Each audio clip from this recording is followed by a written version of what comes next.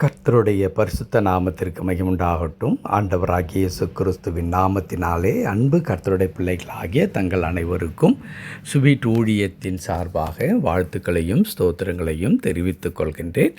லூக்கா எழுதின நற்செய்தி நூல் 24ஆம் அதிகாரம் 21வது வசனம். லூக்கா 24ஆம் அதிகாரம் வசனம் 21. அவரே இஸ்ரவேலை மீட்டு ரட்சிப்பவர் என்று நாங்கள் நம்பியிருந்தோம். இவைகள் சம்பவித்து 3 நாள் ஆயிற்று. அவரே இஸ்ரவேலை மீட்டு ரட்சிப்பவர் என்று நாங்கள் நம்பியிருந்தோம். இவைகள் சம்பவித்து இன்று 3 நாள் ஆகிறது. என் அன்பு கடவுளுடைய பிள்ளைகளே, அதே நாள் உயிர்த்தெழுந்த அன்று ஒரு சில சீஷர்கள் அருகில் இருக்கிறதான எம்மாவு என்கிறதான ஊருக்கு நடந்து செல்லுகிறார்கள். அவர்களோடு கூட உயிர்த்தெழுந்த ஆண்டவராகிய இயேசு கிறிஸ்து இணைந்து கொள்கின்றார். அப்பொழுது அவருடைய முகங்கள் துக்கமாக இருப்பதை பார்த்து ஆண்டவர் கேட்கிறார், உங்களுடைய முகம் துக்கமாக இருக்கிறதே, காரணம் என்ன என்று கேட்கின்றார்.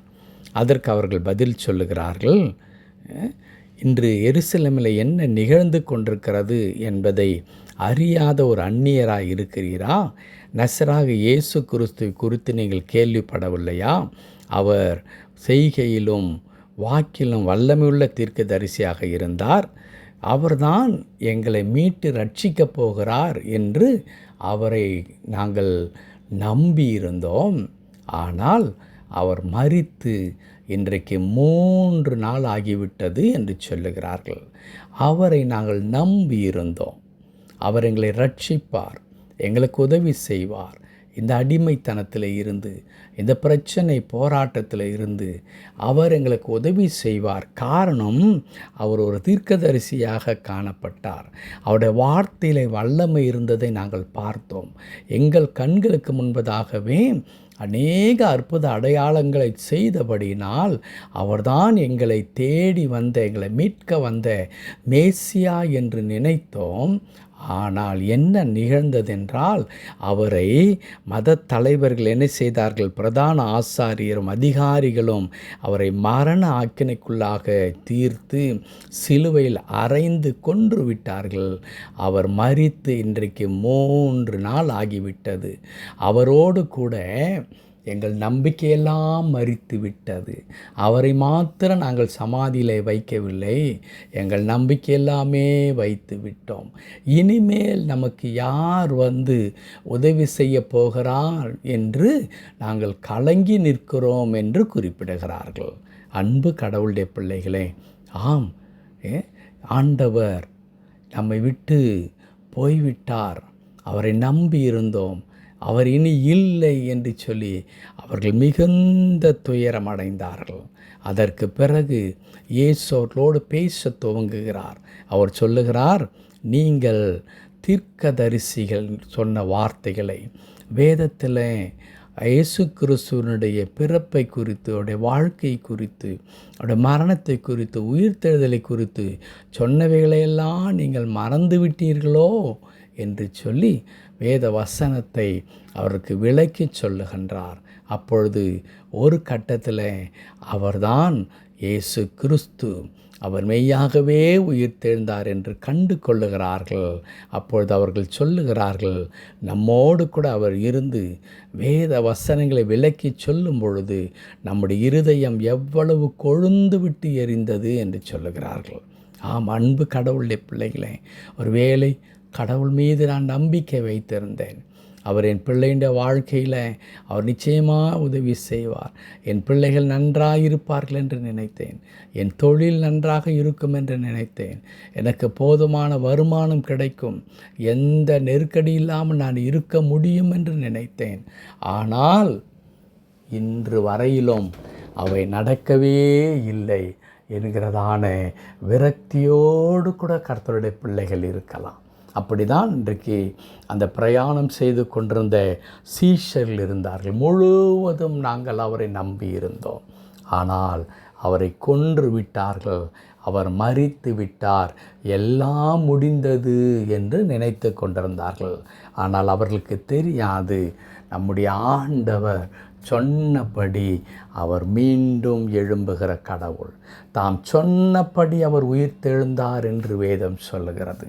என் அன்பு கர்த்தருடைய பிள்ளைகளே, அவர் உயிர்த்தெழுதலிலேயே தன்னுடைய வார்த்தையை நிறைவேற்றுவதிலே அவர் அவ்வளவு கண்ணும் கருத்துமாக இருந்து தாம் சொன்னபடி 3ஆம் நாள் உயிரோடு கூட எழுந்தாரோ அதே வண்ணமாக நம்முடைய வாழ்க்கையில் கூட நம்முடைய நம்பிக்கையை, நம்முடைய விசுவாசத்தை அங்கீகரித்து நாம் எதற்காக ஆண்டவரை நோக்கி பார்த்து கொண்டிருக்கிறோமோ, கதறி கொண்டிருக்கிறோமோ, ஆண்டவரிடத்தில் நம்முடைய வாழ்க்கையை அர்ப்பணித்து அவரையே பற்றி கொள்ளுகிறோமோ, இந்த காரியத்தில் கட்டாயமாக கடவுள் நமக்கு உதவி செய்வதற்கு அவர் போதுமானவராக இருக்கிறார். அந்த விரக்தி நிறைந்த வார்த்தையை பேசி கொண்டிருந்த அதே சீஷர்கள் தான் ஆண்டவராகிய இயேசு கிறிஸ்து வேத வசனங்களை எல்லாம் விளக்கி கூறும்பொழுது அவருடைய இருதயம் மகிழ்ச்சினாலே துள்ளிற்று. அவர்கள் பரவசம் அடைந்தார்கள், மகிழ்ந்தார்கள். ஓ, எங்களுக்கு ஒரு புதிய நம்பிக்கை பிறந்திருக்கிறது. நாங்கள் நினைத்தோம் இயேசு அப்படியே மரித்து விட்டார், அவர் வாழ்க்கை முடிந்தது என்று. ஆனால் இல்லை, அவர் சொன்னபடி மீண்டும் உயிரோடு எழுந்திருக்கிறார் என்பது உண்மையாயிற்று. அப்படியானால் அவர் எங்களை குறித்து கூட எங்களுடைய வாழ்க்கை விதமாய் மாற்றுவேன் என்று சொல்லி ஆண்டவர் சொல்லியிருந்தாரே, அவைகள் கூட நிறைவேறும் என்று அவர்கள் ஒரு புதிய மகிழ்ச்சியை பெற்று கொண்டார்கள்.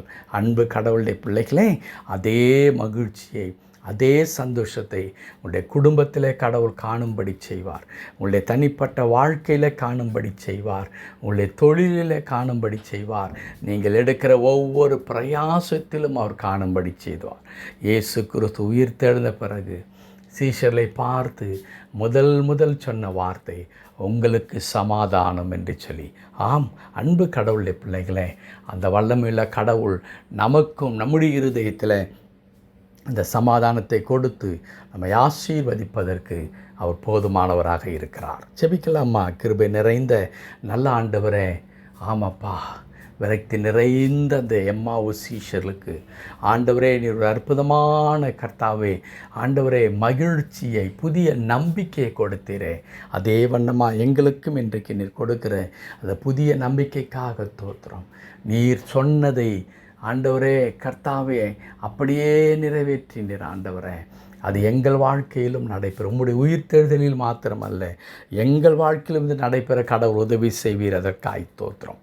தாழ்த்தி திருக்கரத்தில் அர்ப்பணிக்கிறோம். ஆண்டவரே எங்களை பொறுப்படுத்திக் கொள்ளும். மீட்பர் நாமத்தில் ஜெபிக்கிறோம் எங்கள் நல்ல பிதாவே. ஆமென், ஆமென்.